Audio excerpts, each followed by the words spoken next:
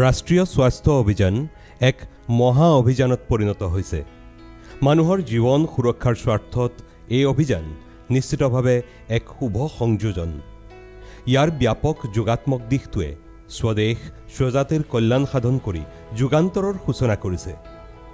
অসম চৰকাৰৰ বদান্যতাত ইয়াত নিত্য নতুন আধুনিক ব্যৱস্থা সংযোজিত হৈ যি আশাৰ বাৰ্তা কঢ়িয়াই আনিব ধৰিছে, তেনে সাফল্যই খোদিত কৰিছে প্ৰগতিৰ খতিয়ান।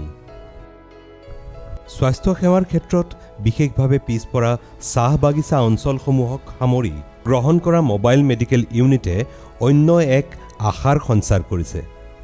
পিছপৰি থকা আৰু অতি পিছপৰি থকা চাহ বাগিচা অঞ্চলসমূহত পূৰ্বতে নথকা বহু আঁচনি প্ৰৱেশ কৰি অভূতপূৰ্ব পৰিৱৰ্তনৰ সূচনা কৰিছে। তাৰে ভিতৰত মোবাইল মেডিকেল ইউনিট সেৱা বিস্তৃত ৰূপত বাহাল ৰখা হৈছে। স্বাস্থ্যসেৱা অভিযানৰ আন এক নতুন সংযোজন মুখ্যমন্ত্ৰীৰ বিনামূলীয়া ৰোগ নিৰ্ণায়ক সেৱা। এই নতুন সংযোজনত বিনামূলীয়া চিটি স্কেন, এক্স-ৰে, তেজ পৰীক্ষাৰ ব্যৱস্থা কৰা হৈছে। তদুপৰি বিনামূলীয়া ঔষধ প্ৰদান আঁচনি আৰু কম্পিউটাৰাইজড তাৎক্ষণিক ৰিপৰ্ট প্ৰদানে জনসাধাৰণৰ বিপুল উপকাৰ সাধন কৰিছে। পূৰ্বে চিকিৎসা সেৱাৰ পৰা বঞ্চিত জনসাধাৰণলৈ এই ব্যৱস্থাই আশাৰ সঞ্চাৰ কৰি প্ৰাণ সঞ্জীৱনী কঢ়িয়াই আনিছে। জৰুৰীকালীন সেৱা ব্যৱস্থাই অন্যতম ইতিহাস ৰচনা কৰিবলৈ ওলাইছে। বিগত বৰ্ষৰ ডিচেম্বৰ মাহত নতুনকৈ ৯৫খন ১০৮ এম্বুলেন্স প্ৰৱৰ্তন কৰা হৈছে। ১৫০খন নতুন এম্বুলেন্সৰ সংযোজনৰ অনুমোদন হৈ গৈছে। লগতে ৭৫খন এম্বুলেন্স কেন্দ্ৰীয় চৰকাৰে প্ৰদান কৰাৰ প্ৰতিশ্ৰুতি দিছে। ৯৫খন এম্বুলেন্স প্ৰৱৰ্তনৰ পাছত নগৰীয়া অঞ্চলত ৰেছপন্স টাইম ১৮.২৫ মিনিট আৰু গ্ৰাম্য অঞ্চলত ৰেছপন্স টাইম ২২.৪৫ মিনিটলৈ হ্ৰাস পাইছে, যিটো প্ৰতিষ্ঠা দিনৰে পৰা সবাতোকৈ সৰ্বনিম্ন হিচাপে পৰিগণিত হৈছে। জৰুৰীকালীন ১০২ সেৱাৰ ৩১৬খন এম্বুলেন্সক ১০৮ সেৱাৰ সৈতে সংযুক্তকৰণ কৰা হৈছে। চৰ অঞ্চলৰ বাসিন্দাসকলৰ কাৰণে ১৫খন নৌকা ক্লিনিকৰ ব্যৱস্থাই নতুন আশাৰ তৰংগৰ সৃষ্টি কৰিছে। লগতে উত্তৰ গুৱাহাটী, মাজুলী, বগীবিল আৰু ধুবুৰী ঘাট সামৰি সৰ্বমুঠ ৫খন নৌকা এম্বুলেন্স সেৱা এক অভিনৱ পৰিকল্পনা। নৱজাতকক গুণগত পৰিচৰ্যা আগবঢ়োৱাৰ বাবে ৬খন চিকিৎসা মহাবিদ্যালয় আৰু জিলা চিকিৎসালয়সমূহত সৰ্বমুঠ ২৭টা স্পেচিয়েল নিউবৰ্ণ কেয়াৰ ইউনিট প্ৰতিষ্ঠা কৰা হৈছে।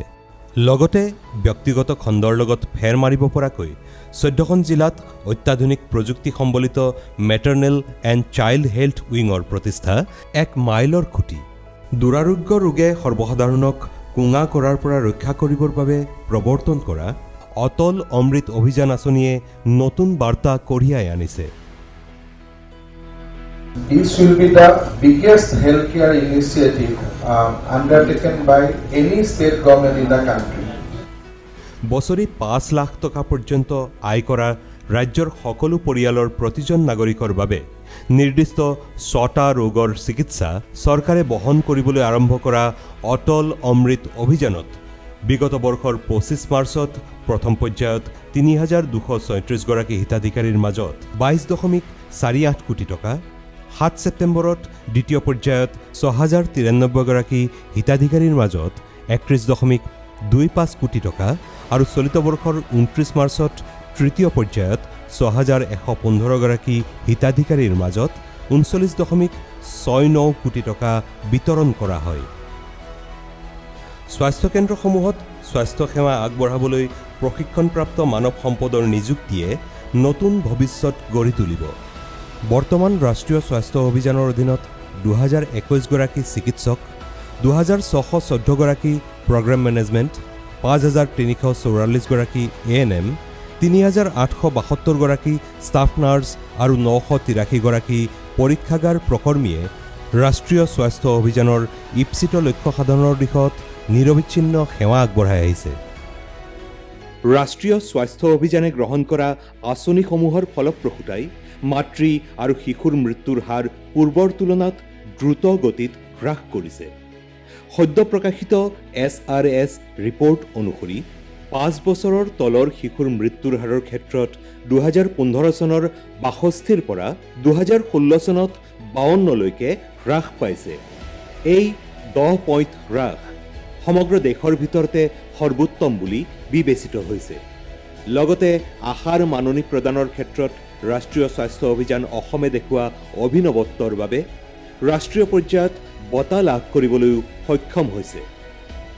অনাগত দিনত স্বাস্থ্য খণ্ডৰ আমূল পৰিৱৰ্তনে এখন নিৰোগী স্বাস্থ্যৱান সমাজ গঢ়ি তুলি যুগান্তৰৰ সূচনা কৰিব।